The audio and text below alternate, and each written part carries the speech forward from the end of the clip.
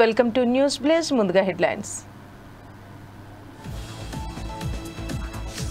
రేపే miss world finals, HITEX లో convention లో వేడుక.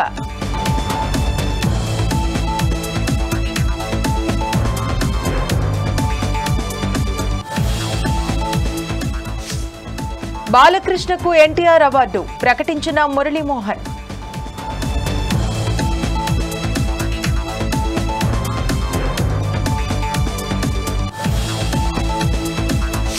బీఆర్ఎస్ కోలుకునే పరిస్థితి లేదు, చెల్లని రూపాయని రఘునందన్ వ్యాఖ్య.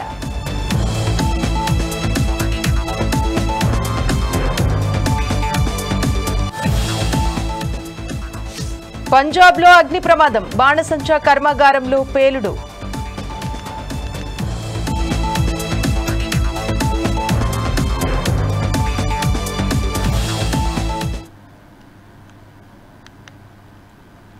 బీహార్ పర్యటనలో ఉన్న ప్రధాని మోదీ ఆసక్తికర వ్యాఖ్యలు చేశారు.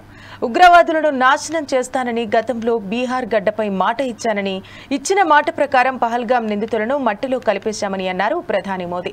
ఆపరేషన్ సింధూర్తో ఉగ్రవాదులను హతమార్చామని అన్నారు. మాట నిలబెట్టుకున్న తర్వాత బీహార్ గడ్డపై అడుగుపెట్టానని తెలిపారు. పాక్లో ఉగ్రవాద స్థావరాలను నేలమట్టం చేశామని, ఆపరేషన్ సింధూర్తో పాక్తో పాటు ప్రపంచ దేశాలు భారత్ పవర్ను చూశాయని అన్నారు. ఉగ్రవాదంపై భారత్ పోరు కొనసాగుతుందని అన్నారు ప్రధాని మోదీ.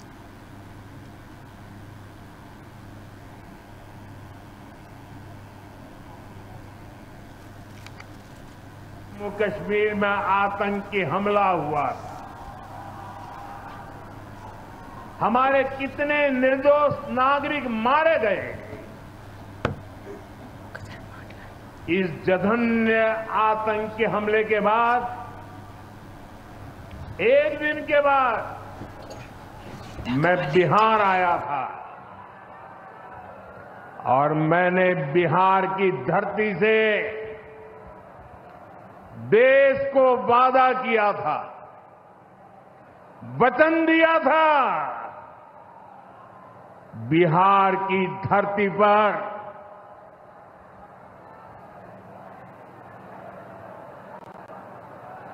आंख में आंख मिलाकर हमने कह दिया था, आतंक के आकाओं के ठिकानों को मिट्टी में मिला दिया जाएगा।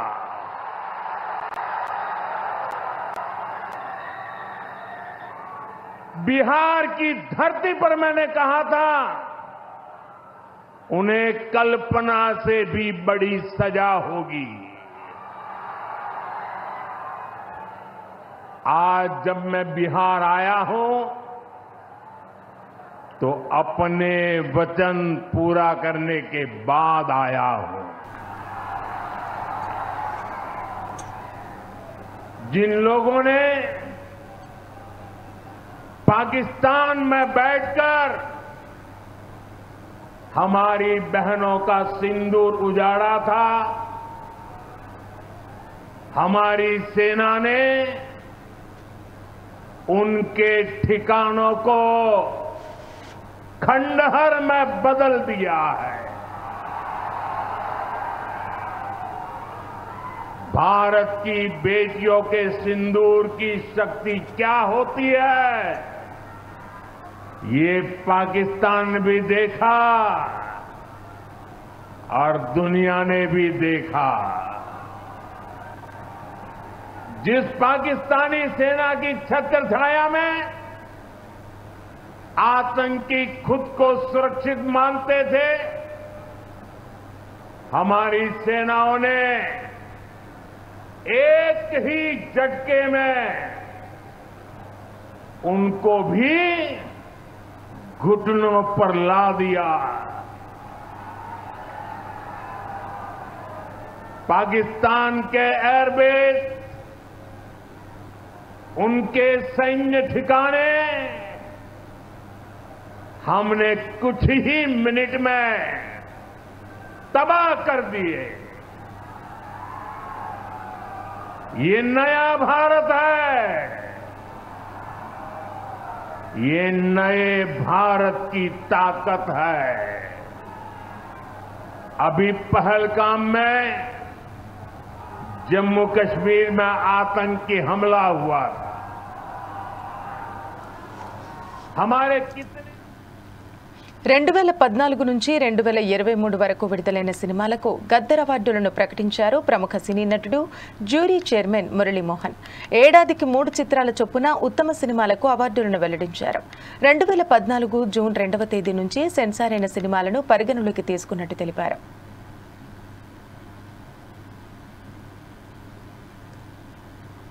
అంటే 2 జూన్ నుంచి విడుదలైన సెన్సార్ అయినటువంటి సినిమాల్ని ఇందులో తీసుకున్నాం. మొట్టమొదటిది 2014వ సంవత్సరం అండి. Best film run Raja run.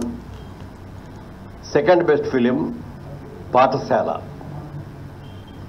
Third best film Alludu Seenu. అలాగే 2015 best film, first best film Rudhramadevi. Second best film Kanche. Third best film Srimanthudu. 2016లో first best film Shatamanam Bhavati. Second best film Pelli Choopulu. Third best film Janatha garage. అలాగే 2017లో first best film Baahubali conclusion. Second best film Fidaa. Third best film Ghazi. అలాగే 2018లో first best film Mahanati. Second best film Rangasthalam. Third best film care of Kancharapalem. 2019లో first best film Maharshi. Second best film Jersey. Third best film Mallesham. అలాగే 2020లోకి వచ్చేటప్పటికి first best film Ala Vaikunthapurramuloo. Second best film colour photo. Third best film middle class melodies. 2021లో first best film RRR. Second best film Akhanda. వీటితో పాటు సినీ రంగానికి సేవలు అందించిన వారికి 6 ప్రత్యేక అవార్డులు ఇస్తున్నట్టు పేర్కొన్నారు. ప్రజాకవి దివంగత కాళోజీకి స్పెషల్ జ్యూరీ అవార్డును ప్రకటించారు. జూన్ 14వ తేదీన విజేతలకు సినీ అవార్డులను అందించనున్నట్టు FTC చైర్మన్ దిల్ రాజు పేర్కొన్నారు. స్పెషల్ అవార్డ్స్ అని చెప్పి 6 అవార్డులను ఎంపిక చేయడం జరిగింది. ఈ అవార్డులో first award NTR national award. ఇది నందమూరి బాలకృష్ణ గారికి NTR గారి అవార్డు ఇవ్వడం జరిగింది. అలాగే జయరాజ్ గారు, పైడి జయరాజ్ గారు అని మన తెలంగాణ నుంచి వెళ్ళిన వ్యక్తే. హిందీ సినిమాల్లో చాలా సినిమాల్లో హీరోగా యాక్ట్ చేసినట్టు వ్యక్తి. వారి పేరు మీద కూడా మొట్టమొదటిసారిగా పైడి జయరాజ్ ఫిల్మ్ అవార్డు అని చెప్పి ఈ ఇండియన్ ఫిల్మ్ పర్సనాలిటీగా ఆయన్ని ఎంపిక చేయడం జరిగింది. దానికి మణిరత్నం గారికి ఇస్తున్నాం ఈ అవార్డుని. ఇది ఆల్ ఇండియా అవార్డు అండి. ఇది ఏ లాంగ్వేజ్ వాళ్ళైనా ఉండొచ్చు దీంట్లో, అందుకని మణిరత్నం గారికి అది ఇస్తున్నాం. Next BN Reddy film award for Telugu film director. Shri Sukumar, ఆయన బెస్ట్ డైరెక్టర్. అలాగే 4లో Nagireddy Chakrapani film award Telugu film producer Atluru Purnachandrarao గారు. అలాగే కాంతారావు గారి పేరును కూడా మొట్టమొదటిసారిగా రేవంత్ రెడ్డి గారు వీరి పేరు మీద కూడా ఒక అవార్డుని ఇవ్వటం జరిగింది. ఆ అవార్డుని విజయ్ దేవరకొండకి కాంతారావు గారు అవార్డు ఇస్తున్నాం. అలాగే రఘుపతి వెంకయ్య ఫిల్మ్ అవార్డు. ఇది అదర్ దాన్ ఫిల్మ్ ఆర్టిస్ట్, అంటే కేటగిరీలో ఫిల్మ్ ఆర్టిస్ట్ కాకుండా అదర్ వాళ్ళకి. దీనిలో ప్రముఖ రచయిత ఎండమూరి వీరేంద్రనాథ్ గారికి ఈ అవార్డు సెలక్షన్ జరిగింది. ఇది అవార్డుల యొక్క వివరాలు. స్పెషల్ అవార్డ్స్ అని చెప్పి 6 అవార్డులను ఎంపిక చేయడం జరిగింది. ఈ అవార్డులో ఫస్ట్ అవార్డు ఎన్టీఆర్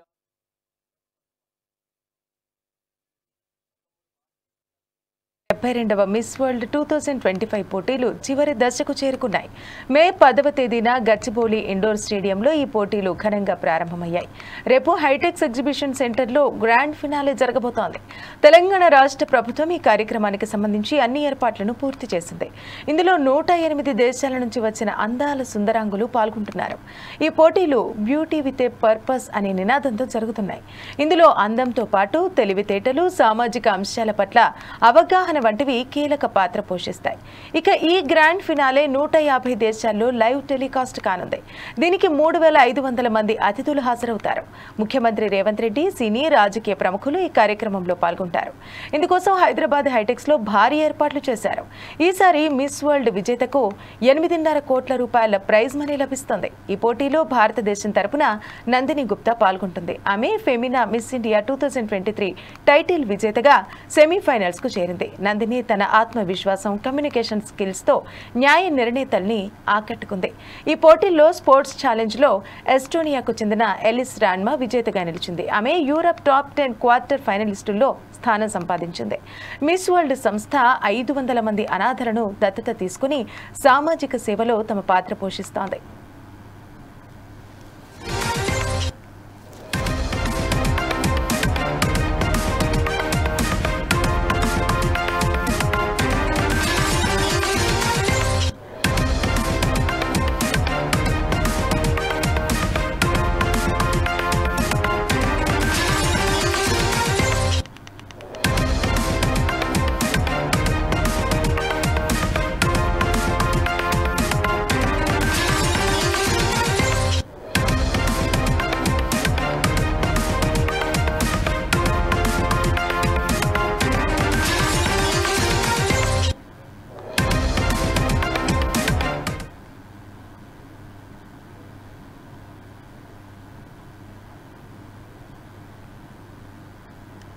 ఇక దీనికి సంబంధించి మరింత సమాచారం మా ప్రతినిధి లెనిన్ అందిస్తారు. లెనిన్, చెప్పండి, రేపు ఫైనల్స్ కి చేరబోతుంది ఈ మిస్ యూనివర్స్ ఎవరనేది అందరిలోనూ ఆసక్తి నెలకొని ఉంది. దీనికి సంబంధించి పూర్తి వివరాలు తెలపండి. ఓకే శ్రవంతి, గత 3 వారాలుగా కొనసాగుతున్న పోటీలు తుది దశకు చేరుకున్నాయి. శనివారం సాయంత్రం మిస్ వరల్డ్ 2025 ఫైనల్ కోసం నగరం అయితే సిద్ధమైంది. సాయంత్రం 6 గంటల నుంచి హైటెక్స్ లో జరగనున్న ఈ పోటీల కోసం ఏర్పాట్లు అయితే ముమ్మరంగా సాగుతున్నాయి. విదేశీల నుంచి వచ్చిన ప్రత్యేక డిజైన్లు ప్రధాన వేదికను ఆకట్టుకునేలా తీర్చిదిద్దుతున్నారు. శనివారం వేడుకల్లో భాగంగా బాలీవుడ్ తారలు జాక్వెలిన్, ఈశాన్ కట్టర్ తో పాటు పలువురు నటులు నృత్య ప్రదర్శన ఇవ్వనున్నారు. అలానే ఫైనల్ పోటీల్లో న్యాయ నిర్ణేతలుగా ప్రముఖ నటుడు Sonu Sood, mega engineering group director Sudha Reddy, 2017 miss world విజేత మనీషి చిల్లర్ న్యాయ నిర్ణేతలుగా వ్యవహరించనున్నారు. కాగా ఏటా మిస్ వరల్డ్ పోటీల్లో ఇచ్చే మానవతావాది పురస్కారాన్ని ఈసారి సోను సూద్కి అయితే ఇవ్వనున్నారు. అలాగే 2 రోజుల క్రితం నిర్వహించిన మల్టీమీడియా ఛాలెంజ్ విజేతలను మిస్ వరల్డ్ సంస్థ గురువారం రాత్రి ప్రకటించింది. ఇందులో 4 ఖండాల నుంచి 4 విజేతలు అయితే ఉన్నారు. ఓసియా నుంచి, థాయిలాండ్, యూరోప్ నుంచి, ఆఫ్రికా నుంచి, కమేరూన్, అమెరికా నుంచి, కరేబియన్ నుంచి, అలానే దేశాల ప్రతినిధుల్లో ఇందులో విజేతలుగా అయితే నిలిచారు. దీంతో ఫైనల్లో టాప్ 40లో వీరి స్థానం అయితే ఖరారైంది. అలానే మరోవైపు చూసుకున్నట్లయితే దాదాపు తెలంగాణ ప్రభుత్వం అయితే ప్రపంచాన్ని ఆకట్టుకునే విధంగా అయితే ఏర్పాట్లు అయితే ముమ్మరం సాగిస్తూ ఉన్నది. దీనిపైన ఇప్పటికే తెలంగాణ ప్రభుత్వం కూడా భారీ భద్రతతో పాటు అలానే అక్కడ జరిగేటువంటి ఏదైతే కార్యక్రమం సంబంధించినటువంటి అన్ని ఏర్పాట్లను అయితే చేయడం జరుగుతుంది. శ్రవంతి. Thank you Lenin.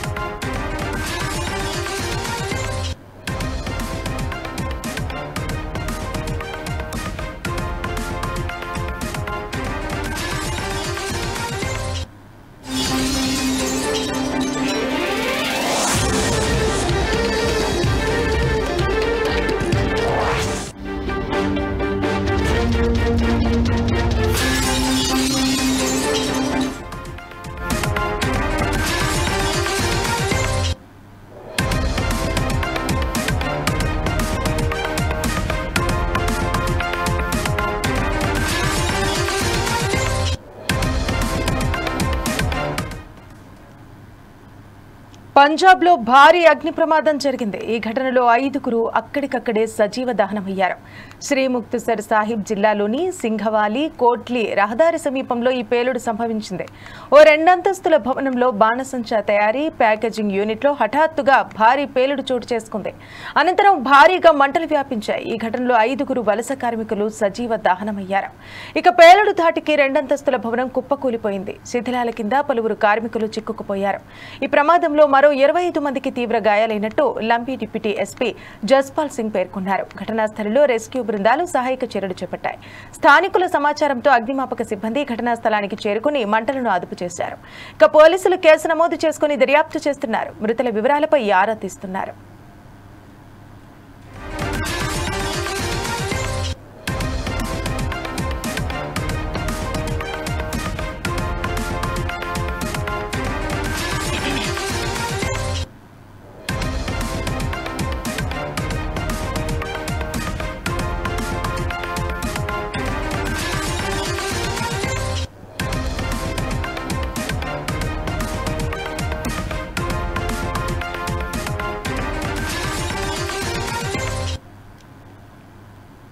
తనపై జరుగుతున్న అసత్య ప్రచారాలను బీజేపీ ఎంపీ రఘునందన్ రావు ఖండించారు.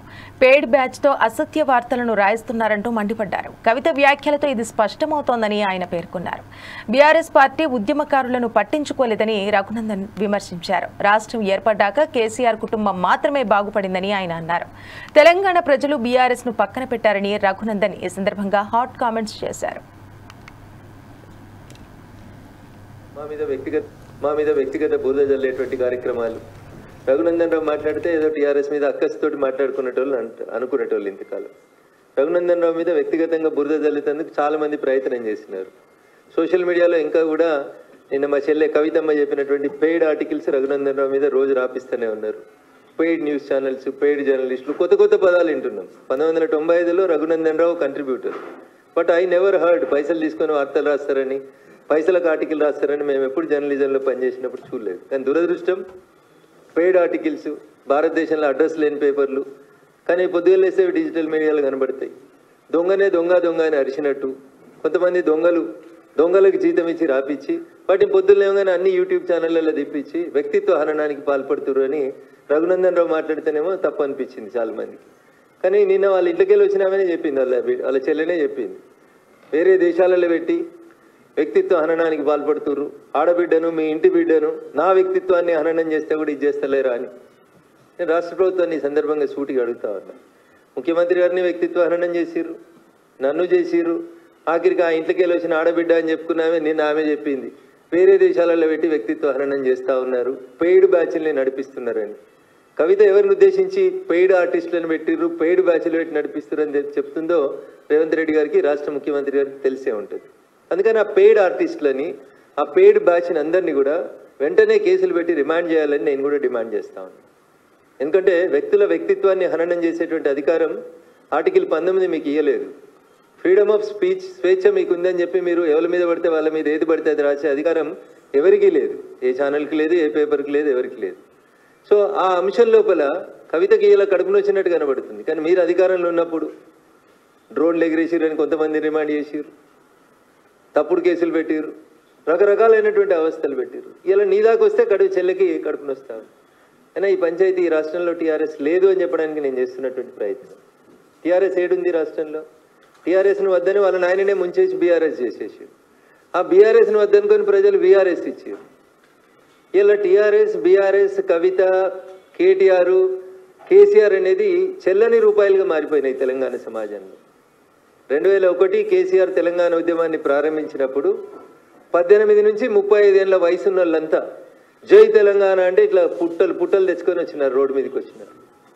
ఆ ఆవేశాన్ని, ఆ ఆలోచనని 10 సంవత్సరాల మీ పరిపాలన లోపల చంపేసి బిడ్డకో శాఖ, కొడుక్కో శాఖ, నాయనకో శాఖ ఇచ్చి మీది మీరే చేసుకొని, మిమ్మల్ని మీరే పెంచుకొని, మీ ఆస్తులు మీరు పెంచుకొని, మిమ్మల్ని మీరే ఎదుగుదలకు ఉపయోగించుకున్నారు తప్ప తెలంగాణ ప్రజలకు ఏం జరగలేదు. మా మీద వ్యక్తిగత బురద జల్లేటువంటి కార్యక్రమాలు. రఘునందన్ రావు మాట్లాడితే ఏదో టీఆర్ఎస్ మీద అక్కస్తోటి మాట్లాడుకున్నట్టు. చూస్తూనే ఉండండి 4 Sides TV.